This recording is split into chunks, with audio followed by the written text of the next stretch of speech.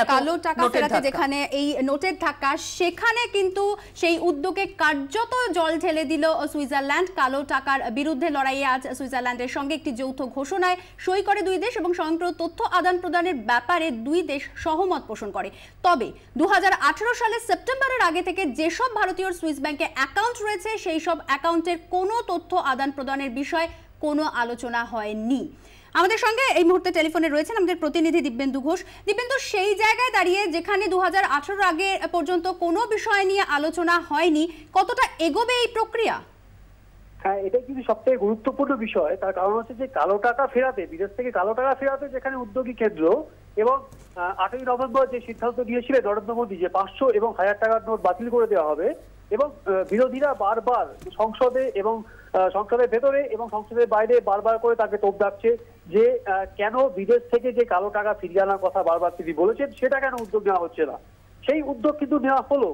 সেই উদ্যোগ কিন্তু অর্থমন্ত্রক একটা কড়া সিদ্ধান্ত বা কড়া একটা উদ্যোগ নেওয়ার চেষ্টা করলো, কিন্তু সুইজারল্যান্ডের পক্ষ থেকে সুইজারল্যান্ডের যে department of finance, federal department of finance, তারা কিন্তু পরিষ্কার জানিয়ে দিল 2018 সালের সেপ্টেম্বর মাসের আগে যে সমস্ত ভারতীয় তাদের যে সুইস ব্যাংকে অ্যাকাউন্ট রয়েছে সেই সমস্ত তথ্য কিন্তু আদান প্রদান করা হবে না, এবং মানে যে সমস্ত তথ্য চুরি গিয়েছিল এবং তার ভিত্তিতে যে একটা তথ্য আদান প্রদানের কথা বারবার বলে আসা হচ্ছে, কেন্দ্রীয় অর্থমন্ত্রক এবং সুইজারল্যান্ডের অর্থমন্ত্রকের মধ্যে বারবার আলোচনা হয়েছে যে এই সমস্ত তথ্য দরকার, যে কারণে এই তথ্যের মাধ্যমে যে সমস্ত ভারতীয় কালো টাকা রয়েছে বিদেশে সেই টাকাগুলো ফিরিয়ে আনা সম্ভব হবে। কিন্তু সেই জায়গায় দাঁড়িয়ে কিন্তু সুইজারল্যান্ড আবারও বলে দিল যে নতুন করে 2018 সালের সেপ্টেম্বর মাস থেকে যে সমস্ত ভারতীয় যারা সুইজারল্যান্ডে থাকেন, যে সমস্ত ভারতীয় তাদের অ্যাকাউন্টের সমস্ত তথ্য আদান প্রদান হবে অটোমেটিক এক্সচেঞ্জ অফ ইনফরমেশন। এই তথ্য মানে স্বয়ংক্রিয় পদ্ধতিতে একটা তথ্য আদান প্রদানের কাজটা শুরু হবে।